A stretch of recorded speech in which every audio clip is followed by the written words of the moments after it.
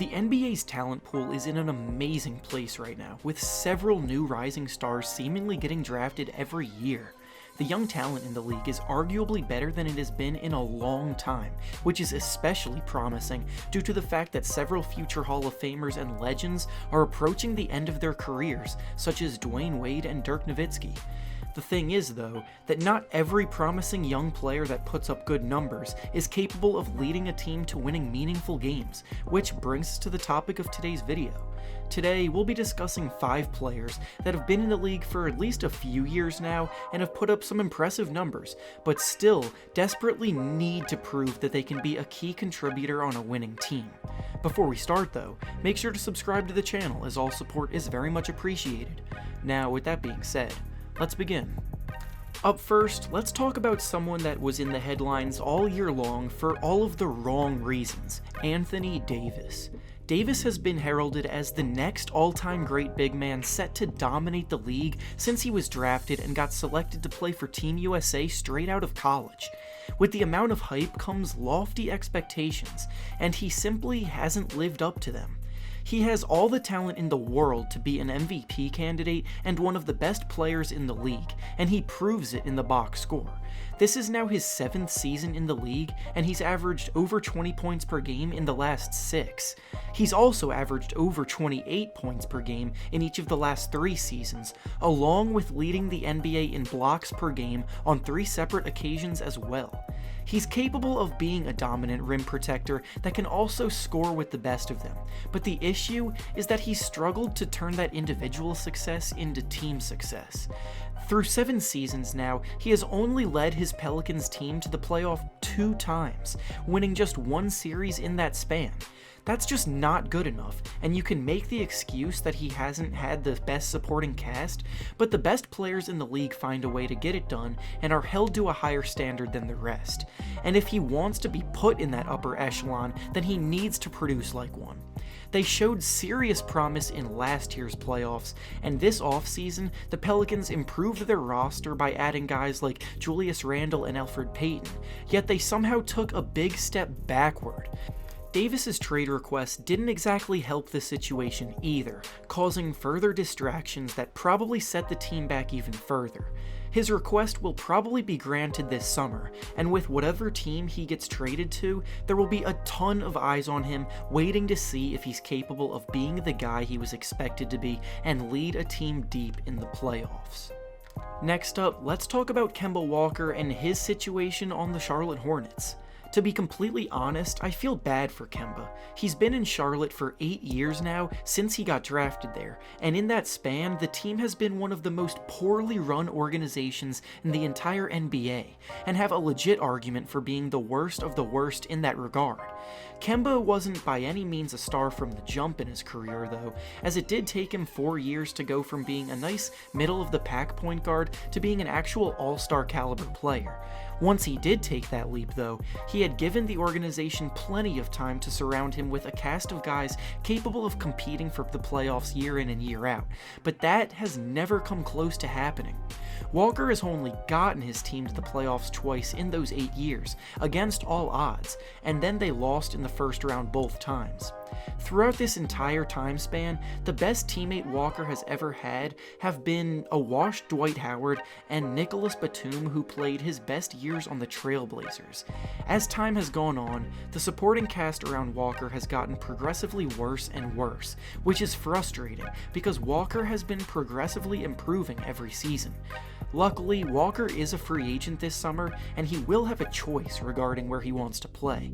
I really hope that he doesn't opt for the loyalty option by returning to the Hornets, because they've proven that they aren't capable of building a successful team, and the rest of his career would be wasted. I know he's capable of playing a big role on a playoff contender, but he hasn't yet shown that, and time is just simply running out. Next up, let's discuss Karl Anthony Towns and how his 4-year career has gone so far. He too came into the league as a number 1 pick in the draft, touted as the next great big man, like Davis, and at least offensively, his production is living up to the hype. Since his rookie year, he's averaging 24 points and 12 rebounds per game, while shooting the ball incredibly efficiently at 54% from the field and 40% from 3, which for a big man is tremendous. These numbers, however, don't tell the whole story.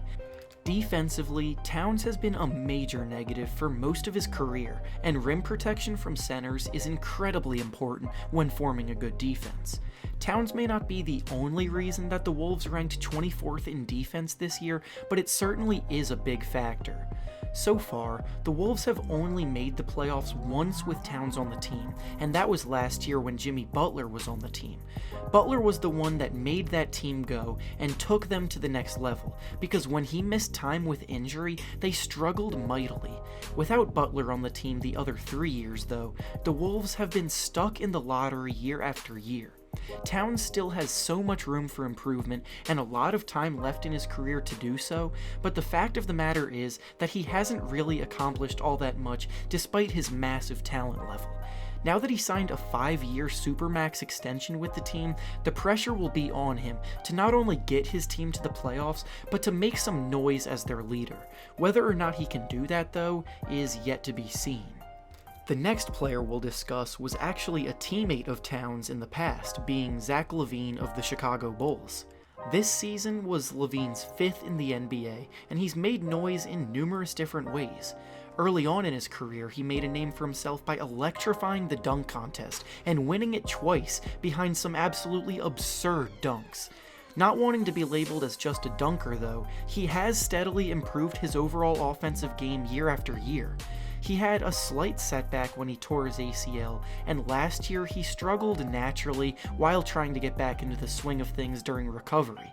But this season he was back fully healthy and had his best season as a pro yet, scoring 24 points per game on above average efficiency. The question remains, though, whether or not his production can actually translate to winning basketball games, because he has yet to play on a team that has made the playoffs. The Bulls have quite a bit of young promising talent, and they will have another high draft pick this year to add another player to that core, so next year will truly show us what kind of player Lavine is. He might have to take a step back and let Lauri Markkanen have a bigger role in the offense, or he might take another step forward in his development. Either way, his numbers have been fairly empty to this point, and while they look impressive on paper, they have yet to actually impact anything meaningful. I think he has what it takes to be a go-to guy on a playoff team, but it's up to him to prove me right. Last but not least, the final player we'll discuss in this video is Devin Booker of the Phoenix Suns. Booker's production and talent level have created some of the biggest debates and questions regarding how good he actually is. This is definitely a common theme of the video, but his offensive numbers are actually absurd on paper, having improved every year he's been in the league to the point where this year he's averaging 27 points and 7 assists per game as a shooting guard. Additionally, he's capable of going off for 50, 60, or even 70 points in a game, as he's actually done these things numerous times. The thing is, though, that his Suns teams have always been at or near the bottom of the standings without even a glimmer of hope for making the playoffs. This leads to the question of whether his numbers are empty and meaningless or not.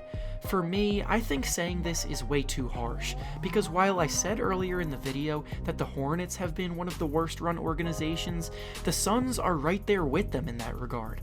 They haven't surrounded Booker with anything close to a competitive roster, and outside of DeAndre Ayton, have missed on many of their draft picks.